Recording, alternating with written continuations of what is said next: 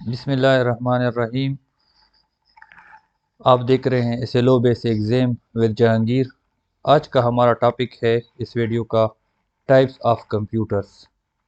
सबसे पहले हम ये बात करते हैं कि कंप्यूटर की टाइप्स है कितने और उसको हमने इन टाइप्स में तकसीम क्यों किया है। सबसे पहली बात यह है कि हमारे पास कंप्यूटर की 3 टाइप्स हैं, that are analogue computers, digital computers and hybrid computer. और इनकी जो रीज़न है कि हमने इनको 3 ग्रुप्स में क्यों तकसीम किया है, that is based on data representation, input, output and processing. मतलब इन वजूहात की बिना पे हमने कंप्यूटर्स को 3 टाइप्स में तकसीम किया है। Let's see their important points कि इसमें जो है ना इम्पॉर्टेंट चीज़ें क्या हैं। सबसे पहली चीज़ जो है वो है input and output. It means कि हमारे जो 3 मुख्तलिफ़ किस्म के कंप्यूटर्स हैं उनको हम इनपुट किस तरह का देते हैं और वो हमें आउटपुट किस तरह का प्रोड्यूस करके देता है। हमारे पास एनालॉग कंप्यूटर्स जो है, एनालॉग कंप्यूटर्स में हम कंटिन्यूस और एनालॉग फॉर्म में इनपुट देते हैं और हमें आउटपुट में भी एनालॉग फॉर्म में हमें रिज़ल्ट मिलता है। एनालॉग फॉर्म से हमारी मुराद या कंटिन्यूस फॉर्म से हमारी मुराद ये है कि कुछ क्वांटिटीज़ ऐसी होती हैं जिनका फ़िक्स मालूम करना हमारे लिए मुश्किल होता है। जिस तरह अगर मिसाल के तौर पर मोटरसाइकिल होती है, मोटरसाइकिल का स्पीड मीटर है। अगर आपसे कोई पूछता है कि इस वक्त कितनी स्पीड में जा रही है तो आप कहते हैं कि 60। इट मस्ट, ये ज़रूरी नहीं है कि 60 में होगा, हो सकता है कि इट इज़ 59.8, हो सकता है कि इट इज़ 60.3। तो मतलब ये एक वैल्यू जो है वो कंटिन्यू होती है, डेट नेवर ब्रेक्स। मिसाल के तौर पर 1 और 2, इन ये अगर हम एनालॉग फॉर्म में ले लें तो ये कभी ख़त्म नहीं होगा। अगर आप 1 से 2 तक शुरू हो जाए तो कभी ख़त्म नहीं होगा। मिसाल के तौर पर सबसे पहले हम तकसीम करते हैं 1.1, 1.2, 1.3, 1.4, 1.5, इस तरह अप टू 2। फिर उसके बाद ये जो 1.1 है इसको हम आगे मज़ीद हम डिवाइड करते हैं 1.11, 1.12, 1.13। फिर उसको हम मज़ीद डिवाइड करते हैं 1.111, 1.112। इस तरह जो है ना ये वैल्यू कभी ख़त्म नहीं होती, कंटिन्यूस होती है। इस टाइप की जो इनपुट्स होती हैं और इस टाइप्स की जो हमें आउटपुट्स मिलती हैं, ये एनालॉग कंप्यूटर की मदद से होता है। डिजिटल कंप्यूटर, जिस तरह इसका नाम है डिजिट्स से निकला है, तो इसमें हम डिजिट्स देते हैं that are normally in binary form. Normally not मतलब ऑलवेज, ऑलवेज जो है बाइनरी फॉर्म में होती है, डिस्क्रीट वैल्यू होती है, 0 1 की फॉर्म में होती है। तो वो कंप्यूटर्स जिनको हम 0 1 के फॉर्म में इनपुट देते हैं और उनका जो रिज़ल्ट प्रोड्यूस होता है वो भी 0 1 की फॉर्म में होता है। अच्छा, अब हमारे जो जनरली हम लोग जो कंप्यूटर इस्तेमाल कर रहे हैं, आप इस वक्त इस वीडियो को जिस भी कंप्यूटिंग डिवाइस पे देख रहे हैं, चाहे लैपटॉप है, टैबलेट है, मोबाइल फ़ोन है, एंड्रॉयड फ़ोन है या आपका कंप्यूटर है, तो ये सब जो है डिजिटल फॉर्म में हमें इनपुट देती हैं और आउटपुट हमें इनपुट हमसे लेती हैं और आउटपुट हमें देती हैं। अब आप सोच रहे होंगे कि यहाँ पे तो मुझे अभी जो मैं वीडियो देख रहा हूँ इसमें तो मुझे कोई 0 1 नज़र नहीं आ रहे, मुझे तो वीडियो नज़र आ रही है। इसकी एक्चुअल रीज़न ये है कि कंप्यूटर में ये प्रोसेस और स्टोर जो है वो 0 1 के फॉर्म में होता है, लेकिन हमारे सामने जब पेश होता है तो फिर उसकी कन्वर्जन हो जाती है वीडियो या पिक्चर या टेक्स्ट की सूरत में। अच्छा, आगे जो हमारे पास तीसरी किस्म है हाइब्रिड। हाइब्रिड कंप्यूटर जो है वो एनालॉग फॉर्म में भी इनपुट ले सकते हैं और डिजिटल फॉर्म में भी इनपुट ले सकते हैं। हाइब्रिड का लफ्ज़ जो है वो एक्चुअली किसी चीज़ को जब हम आपस में इंटीग्रेट करते हैं, मिलाप कराते हैं, तो उसको हम हाइब्रिड कहते हैं।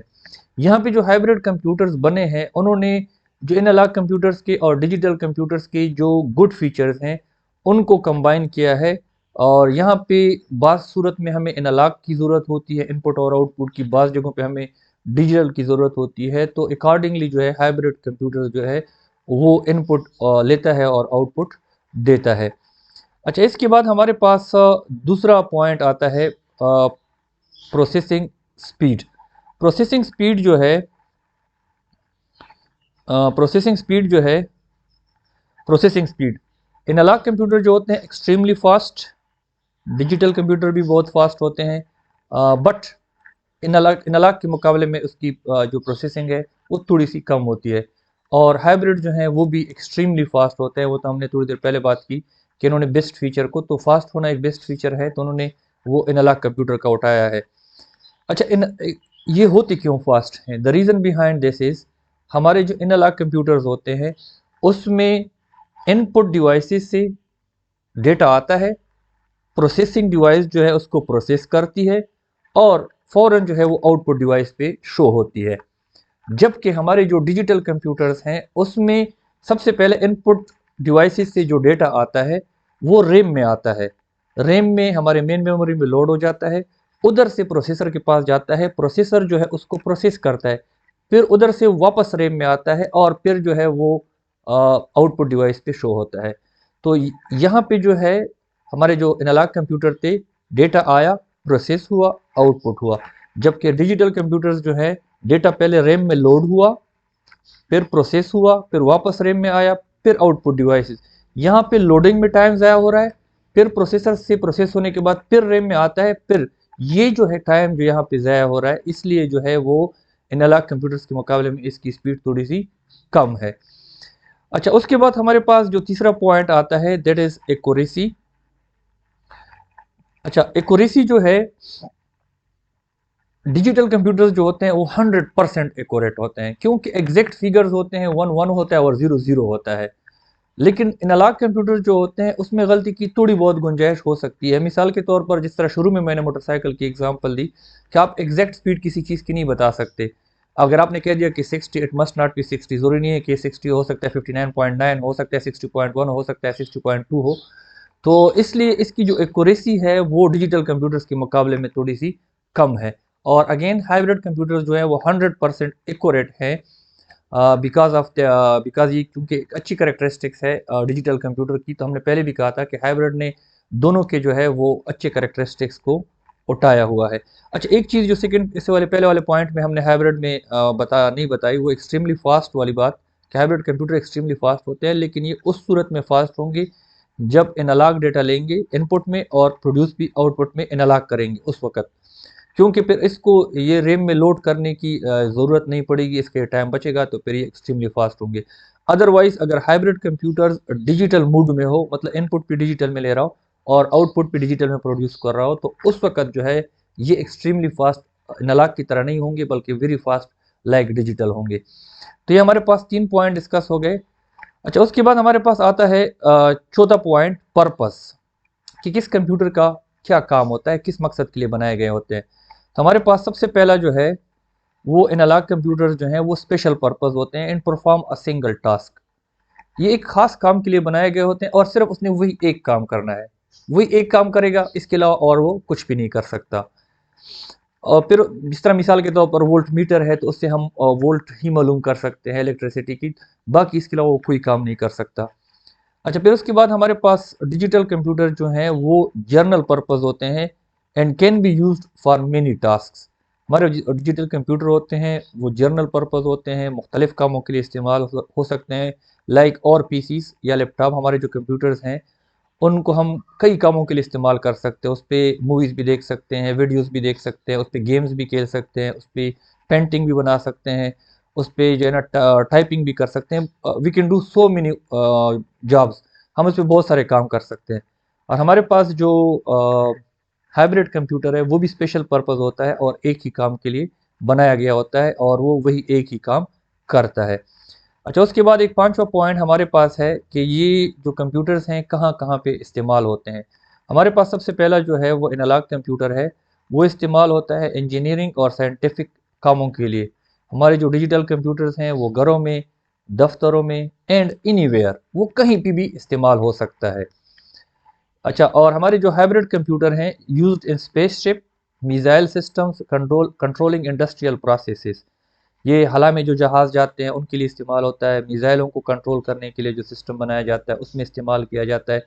इसके अलावा इंडस्ट्रीज़ में मुख्तलिफ प्रोसेसेस को, मशीनों को कंट्रोल करने के लिए जो है हमारे पास हाइब्रिड कंप्यूटर इस्तेमाल होता है। In the last point examples हमारे पास एनालॉग कंप्यूटर्स की एग्जांपल जो है analogue computer with voltmeter, हमारे पास वोल्ट मीटर वोल्ट मालूम करने के लिए इस्तेमाल होता है। हमारे पास डिजिटल कंप्यूटर्स जो हैं वो पर्सनल कंप्यूटर्स हैं, और हमारे पास जो हाइब्रिड कंप्यूटर है ये वाइटल साइन मॉनिटरिंग यूनिट, ये हमारे पास हाइब्रिड कंप्यूटर की एक एग्जांपल है।